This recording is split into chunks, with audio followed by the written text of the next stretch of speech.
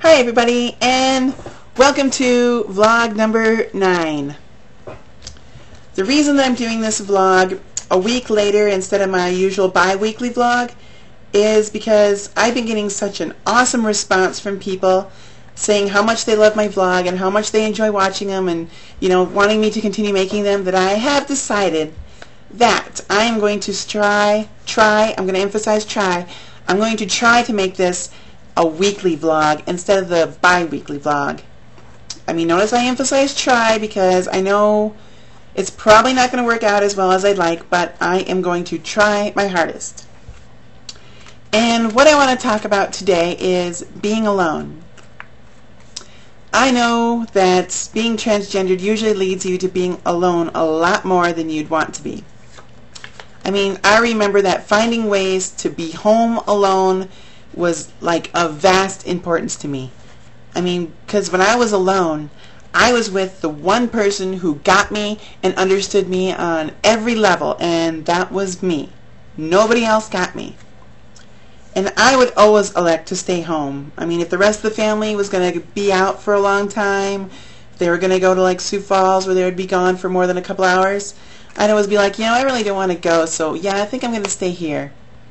It always gave me the opportunity to dress and try some things out that I really couldn't try if they were here with me. Some things you just can't do with everybody here. And dressing was only half of it. Sometimes I would just sit and think. Because sometimes if I just sat and think, people kind of got worried that maybe I was like, stoned or something, or high, or I don't know. Because it's like, where's all my money going? Are you on drugs? No, I'm buying clothes that you never see. Anyway, yeah, after a while I found out that there's this little shed out on my parents' property, and I could kind of, use these little things sitting beside it to get up on the roof. And, there's no trees there, so you can just see out for miles and miles. And I would just sit up there and sit and think about things, It's really peaceful and serene. Sometimes I still get up there and think if I need to. And, it's a great place to get away and be alone if you need to. My parents thought it was really weird that I always wanted to be alone, because my sister, her greatest fear in the world is being alone. She fears that above all else, while I actually enjoyed it and preferred it. She'd always go with her friends, and they'd go, cruise Main, which is pretty much driving in a circle. It is Main Street or Main Avenue, whatever. But, until you can go to the bars and meet people that way, that's pretty much what you have to do to meet people. And in fact, my parents met that way. And they're still married today, after like 30 years, so somewhere around there. So, it does happen. You can meet the love of your life doing this, so, it wasn't totally pointless. But anyway, all my friends that I had were social outcasts. We never did anything. We never went anywhere. Occasionally we tried to cruise Maine once when we had like a CB so we could talk to people, but pretty much all we ever did was we went to the occasional movie, and the only other thing we did was we went to the place called the Joe House, which was a little coffee shop with local bands. We liked to go there because, there was one band that we knew called The Flow that, we used to ask, what should we do? We're trying to start a band, give us some pointers. But that's pretty much all we did. My sister, on the other hand, she got married when she was 20. To me, that's very, very young. I think the average age I heard to get married now is 24 for females and 25 for the males. Not sure if that's still the case, but I think it is. And so, I thought that was pretty early, and I swore up and down that I would never, ever, ever get married. And I would much less have kids. And sometimes I still think that might be the case. I might be single my entire life. Of course, being single isn't bad if you have a lot of friends, but I don't really have a lot of friends either. Anyway, I did learn over time that being alone really gets intolerable. It is lonely. There's nothing you can say about that. Everyone needs somewhere that they can belong. To keep your true self locked away and hidden, that really leads to a really shallow and meaningless existence. You have to be who you are. trying to be like an actor in a movie and put on this fake persona that's going to lead you to a life that really, really sucks. I mean, you may lose some people in the process. You may lose some friends.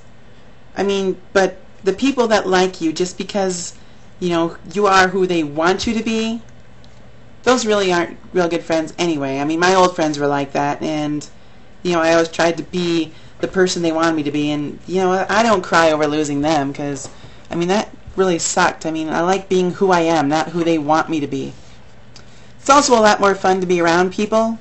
I mean, as they say, there's safety in numbers, so, I mean, if you're always with people, it's really kind of more safer. I mean, whether it be a support group or some form of organization. I mean, almost every town in the freaking nation has like a GLBT organization in it. I mean, I know some don't in like really small towns, really small communities. They don't have that, but most have some form. I mean, even this town had something called like Sons and Daughters, I think, over at the college.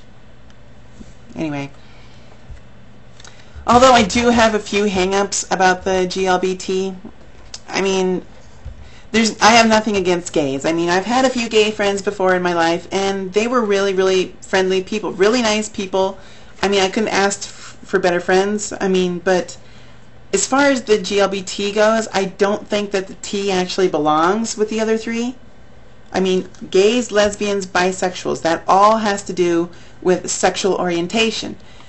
And the T, transgendered, that has to do with gender identity.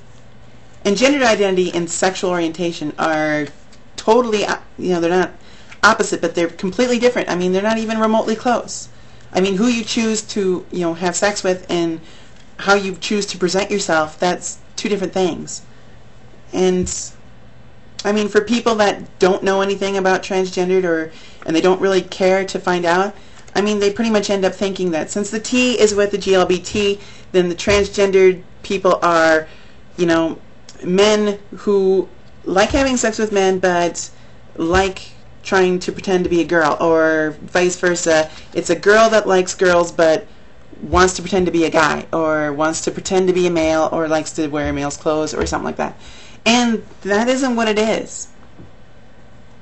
So, I mean, I've been flamed about this topic before, and I'm really hoping it doesn't happen this time, because so far I've gotten no flames over my vlogs, and I kind of want to keep it that way. But, you know, it's just my own opinion. I don't want to you know, disrespect anybody out there, or, you know, try and say this is what you have to believe, or this is purely my opinion. And I don't want anyone to, I'm not saying you have to agree with me, I'm not trying to make anyone adopt it, but it's my opinion on things. But anyway, it's important to find people you feel safe with, whoever they are. I mean, it's like digging a tunnel and not putting up support beams. Sooner or later it's going to cave in on yourself, and you don't want to have an emotional cave-in, because that can be pretty ugly.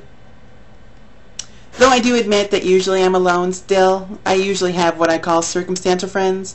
As long as we're trapped in the same place, like school or work, you know, they're my friends. But as soon as we get outside of work, they have no clue who I am. You know, they don't invite me to hang out. They don't, you know, ask to go to a movie with me or anything. They don't, pretty much don't know who I am. So, I mean, the last person that I had to do anything was with my short-lived girlfriend, but she was always embarrassed of me, so we didn't really go anywhere too much. I don't even know if she told her parents that we were actually dating, but it was still nice to not be alone until our relationship kind of broke down, and then it was bliss being away from her. Still, it would be nice to find someone to just go to the mall with, or hang out with, and go shopping with. But anyway, having someone that you can trust always with you, well, not always with you, but with you a lot, and someone who's there to watch your back and have your back, I mean, it's important, and the risks far, you know, or the rewards far outweigh the risks, I guess is what I'm trying to say.